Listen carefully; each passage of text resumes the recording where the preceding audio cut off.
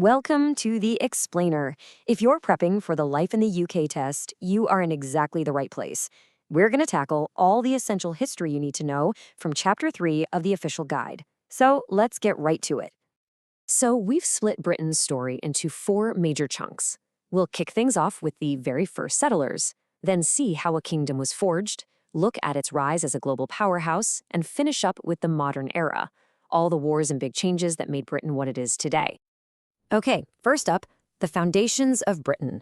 We're going to look at all the different groups of people, the migrations, the invasions, that really set the stage for everything that came later.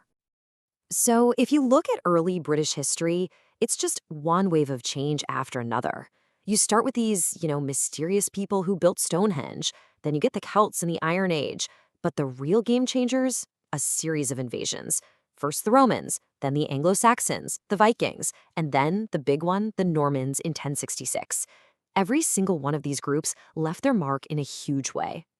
And you can totally see the different legacies they left behind, right? I mean, the Romans, they were the ultimate engineers and organizers. They gave Britain its first proper roads, a system of laws, and of course, that massive Hadrian's Wall. But once they were gone, in came the Anglo-Saxons, and their impact was, well, massive. They basically shaped the future of England, giving us the roots of the English language we speak today and setting up all those early kingdoms. Now, this date, 1066, you absolutely have to remember this one. Seriously.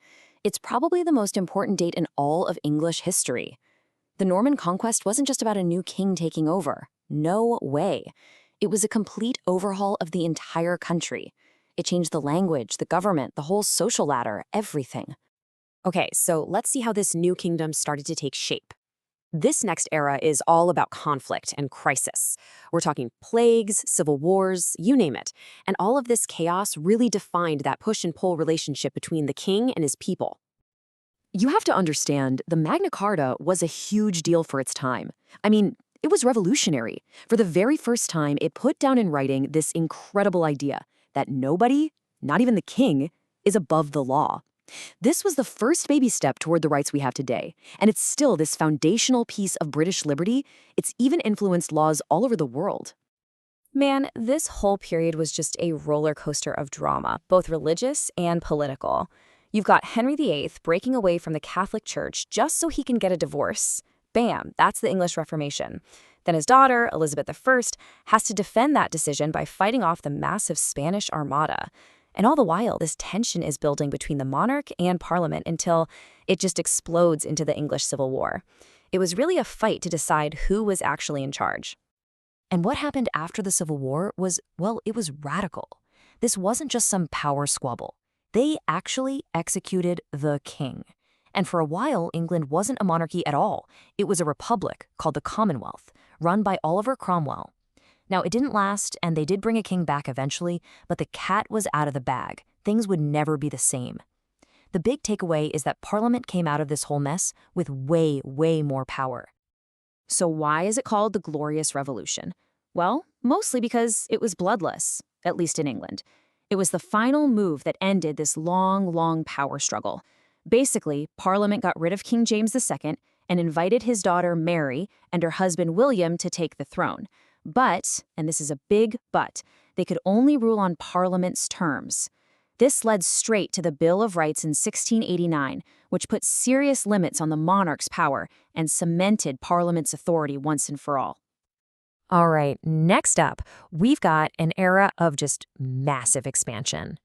Now that things are a bit more stable at home with a constitutional monarchy, Britain starts looking outward.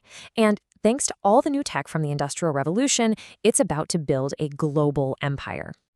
Think of these as the political building blocks of the UK as we know it. So right after the Bill of Rights, you get the Act of Union in 1707, which joins Scotland and England. Then you get a new king who doesn't speak much English and relies on his ministers a lot. This is how Sir Robert Walpole becomes the very first prime minister. And finally, the 1801 Act brings Ireland into the fold, creating the United Kingdom. Okay, just look at this number. Over 50%. That's just staggering. It really shows you how completely dominant Britain was during the Industrial Revolution. We're talking about the world's first industrial nation. The invention of steam power and new machines just completely changed the country, turning it from a nation of farms into this urban, factory-driven powerhouse. The Victorian era, under Queen Victoria's long reign, was really an age of two halves. It's full of contradictions. On the one hand, you've got the British Empire at its absolute peak, amazing engineering marvels from people like Isambard Kingdom Brunel, and really important social reformers like Florence Nightingale changing things for the better. But, on the other hand, you have incredible suffering, like the devastating Irish famine and these really tough, costly wars like the Boer War in South Africa, which kind of gave a glimpse of the problems lurking around the corner for the empire. Okay, let's jump into the 20th century, and boy, was it a turbulent one. This whole period is really defined by two absolutely devastating world wars that would change everything: British society, the economy, and its place in the world. Forever. When you put the two world wars side by side, you really see how different they were. World War I was just this brutal, grinding war fought in the trenches with an unbelievable number of casualties. World War II, on the other hand, was a direct fight against fascism, and for people in Britain, it was happening right on their doorstep with the Battle of Britain and the Blitz. Now, the Allies won both wars, but the cost was immense, and it really marked a turning point for Britain's power in the world. And this quote, it's just iconic. These are the words of Winston Churchill, spoken at a time when Britain was pretty much standing all alone against Nazi Germany. It perfectly captures that spirit of defiance, that resilience people now call the Dunkirk spirit. It's what got the country through its absolute darkest moments. You know, one of the biggest changes that came out of the war actually happened back at home. Everyone had sacrificed so much together, and it created this huge demand for a fairer, better society for all. And that led directly to the creation of the welfare state. The crown jewel of this was, of course, the National Health Service, the NHS, founded in 1948 to give healthcare to everyone, free at the point of use. It's still a massive part of British life today. The second half of the 20th century was just a whirlwind. The pace of change was incredible. You see Britain moving from being an empire to a commonwealth, starting with independence for India and Pakistan. Then you have the massive cultural explosion of the swinging 60s. The country forges new alliances, join what would later become the EU.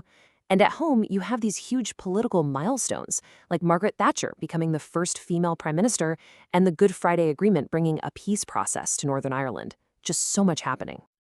And that's a wrap on our whirlwind tour of British history.